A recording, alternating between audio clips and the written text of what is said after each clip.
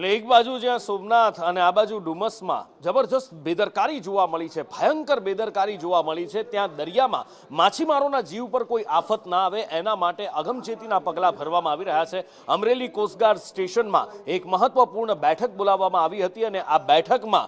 કોસ્ટગાર્ડની સાથે સાથે ફિશરીઝ એસોસિએશનના લોકો પણ હાજર હતા। સુરત, નવસારી, ભાવનગરના અધિકારીઓ પણ હાજર રહ્યા હતા, કારણ કે અત્યારે અરબી સમુદ્રમાં જબરજસ્ત કરંટ છે, દરિયો હિલોળે ચડ્યો છે, કારણ કે ડિપ્રેશનની અસર પણ છે અને એની સાથે ચોમાસાનું આગમન પણ થયું છે। કેટલીક જગ્યાએ 10-15 ફૂટ મોજા ઉછળી રહ્યા છે તો કેટલીક જગ્યાએ 5 થી 7 ફૂટના મોજા ઉછળી રહ્યા છે અને મધ દરિયે પણ આવો જ ભયંકર કરંટ દેખાઈ રહ્યો છે ને એટલા માટે જો કોઈ ફિશરીઝ બોટ જાય તો જાનમાલનું મોટું નુકસાન થઈ શકે છે ને એના માટે અમરેલી કોસ્ટગાર્ડ સ્ટેશનમાં આ એક મહત્વની બેઠક યોજાઈ હતી।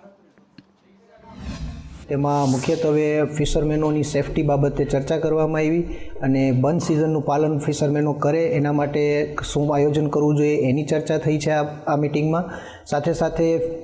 જે એસઆઈપી કન્ડક્ટ કરી અને ફિશરમેનોને અવેર કરવા બાબતે અને એમને જે એમનું જાનમાલ છે એમની સિક્યુરિટી રહે એ બાબતની પણ ચર્ચાઓ કરવામાં આવી છે।